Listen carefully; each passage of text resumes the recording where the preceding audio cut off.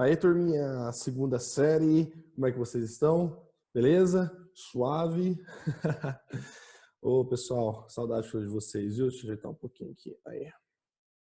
Galerinha, na aula passada eu acabei falando de redação com vocês, né? A gente trabalhou o tema que foi do simulado, trouxe ali algumas ideias para vocês, bordei os textos de apoio, né? Acharam que eu ia ter mais redação, mas vamos ter sim. Bom, e agora nós vamos dar continuidade ao que nós estamos falando, que é essa grandiosa escola do realismo, né? Então, eu já falei do realismo em Portugal, do realismo no Brasil, falamos de Machado de Assis, e hoje eu vou trazer uma análise de uma das obras assim mais consagradas dele, que é inclusive a obra que marca o início, né, do realismo, que é Memórias Póstumas de Brás Cubas, de 1881, tá? Lembrando, pessoal, que quando a gente faz uma análise de obra, nada se compara do que a leitura da obra. Então, assim, eu aconselho que vocês leiam, apesar de tudo, tá? Busquem a leitura, efetuem a leitura aí, para vocês terem a percepção, a sensibilidade dessa obra em questão, tá? Bom, mas vamos lá. Memórias Póstumas de Brás Cubas. Bom, a escola literária, como vocês sabem, é o realismo. Não vou me atrelar muito a isso, porque tem um vídeo só falando disso. E aí é mais uma introdução da escola realista. Então, a gente tem aqui tanto o aspecto psicológico, né, que eu já falei para vocês, o naturalismo, né, que a gente vai estudar adiante, que é um pouco diferente do realismo, aí, porque ele é mais escrachado, né?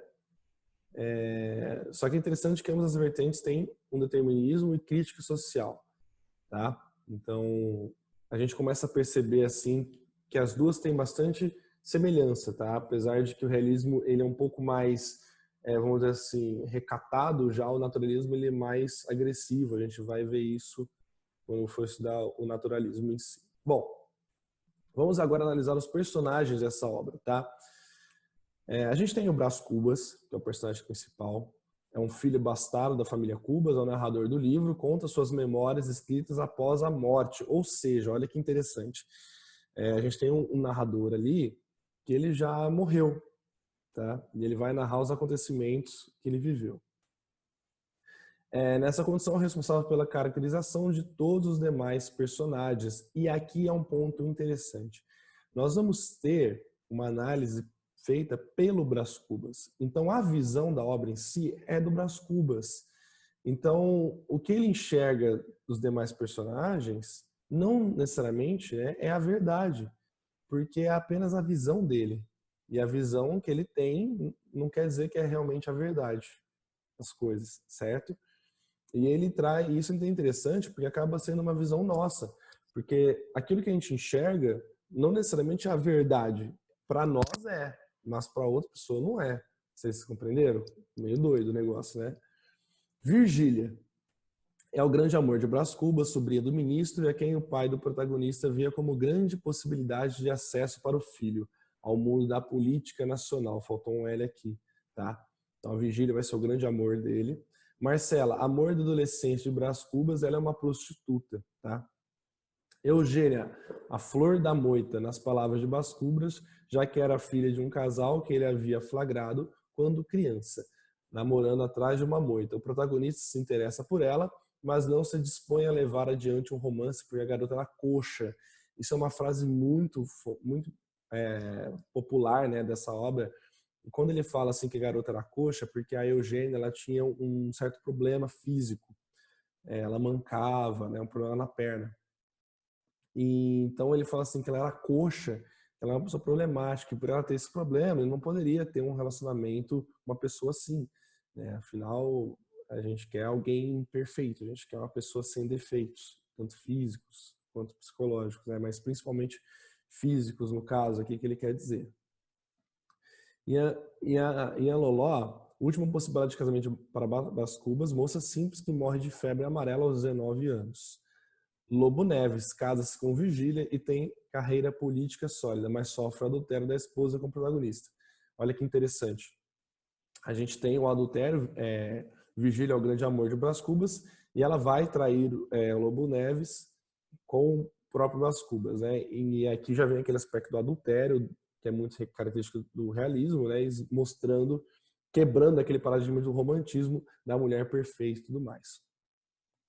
Quincas Borba, olha só, que no futuro vai se tornar outra grande obra, teórico do humanitismo, doutrina a qual Brás Cubas adere, morre demente. Tá? O humanitismo, pessoal, aí a gente tem que falar de Quincas Borba para poder explicar mais a fundo qual que é essa teoria. Quem tiver curiosidade, pesquisem aí ao vencedor Batatas. Aí vocês vão descobrir o porquê do humanitismo, tá?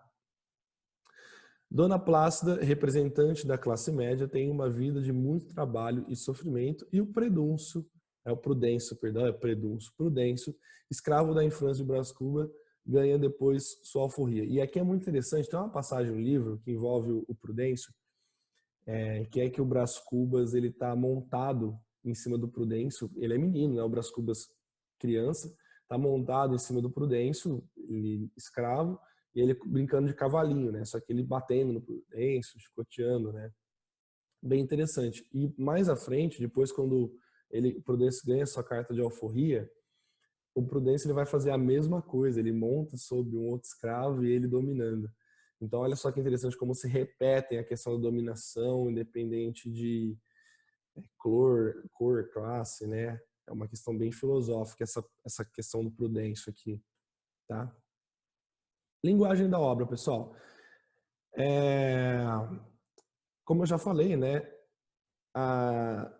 Em certo momento, você vai perceber, como a gente tem apenas a visão do Brás Cubas, que não necessariamente aqueles fatos relatados por ele são verdadeiros, tá? E você descobre uma nova história ali. Porque o Brás Cubas ele vai narrando os seus fatos, seu ponto de vista, só que em meio a essas narrativas você percebe que há controvérsias, que há uma nova percepção e você começa a chegar a um outro lado. Você não, através dessa narrativa, fala, não, peraí, você começa a interpretar as falas do Brás Cubas como se fosse, não é possível ser isso. Tem realmente um outro lado de história que você deixa de ver apenas o único lado da visão dele para ver outros pontos.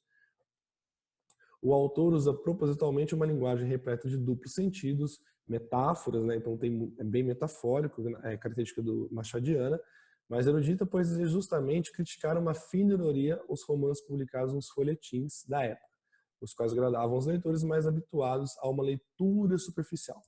Ele também recorre ao estilo da interlocução, pois o tempo do narrador protagonista dialoga com o leitor. Isso é bem interessante, aqui vai aquele ponto, o livro ele já começa dessa forma, né?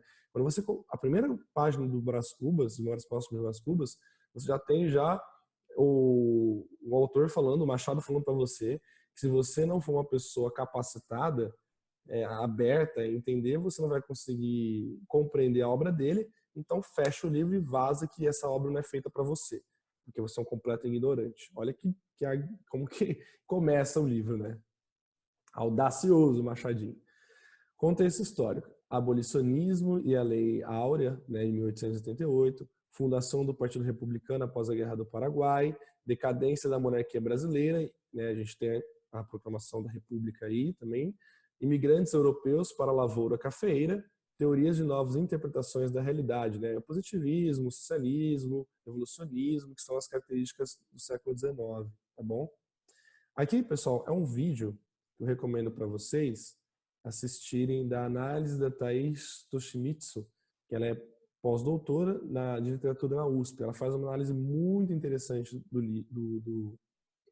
da obra. Eu não consigo dar o play aqui, porque se eu der o play, vocês não vão conseguir ouvir, tá? Na gravação não tem como. Então, eu deixo o link na descrição do vídeo e vocês assistem, tá bom? É bem interessante. Aqui é umas características do Machado, mas como a gente já falou bastante, deu uma aula só para falar do Machado de Assis, né? Então, não vou me estrelar muito a isso. E aqui alguns exercícios que caíram já sobre a obra. Eu vou deixar aqui para vocês fazerem, tá? Pausem o vídeo aí, façam os exercícios. Eu deixo o link, as respostas, na descrição do vídeo também, tá certo? Mas faço aí. Aqui é exercício 2, tá bom? Bem tranquilo. E aqui alguns aspectos que são trabalhados na obra, que são extremamente atuais, né, pessoal? Preconceito, hipocrisia, machismo, crítica à sociedade e a seus costumes, ok? Bom, foi uma pequena análise, tá, para a gente fazer da obra. Tem muito mais coisas que dá para a gente abordar, só que eu quero que vocês leiam. Esse é um livro obrigatório, tá? Eu vou pedir que vocês façam a leitura de Memórias Póstumas. E aí, de repente, mais à frente, a gente faz um debate mais alongado sobre esse contexto. Mas há uma obra assim que revoluciona, quebra os conceitos do romantismo, traz uma visão da mulher no Cabeçantes, do Brás Cubas, da prepotência dele, da visão machista, né, da sociedade. E é isso, turminha. Vamos parando por aqui. Tem os 2 exercícios para vocês fazerem lá. Faça a leitura da obra e na próxima aula aí, né, na semana que vem, vamos ver se a gente fala de algum outro conto, obra do Machado, para a gente aprofundar mais. Eu trago alguns trechos para vocês. E encerramos por aqui então, tá? Um grande abraço para vocês, pessoal. Se cuidem, fiquem com Deus e até a próxima. Valeu, até mais.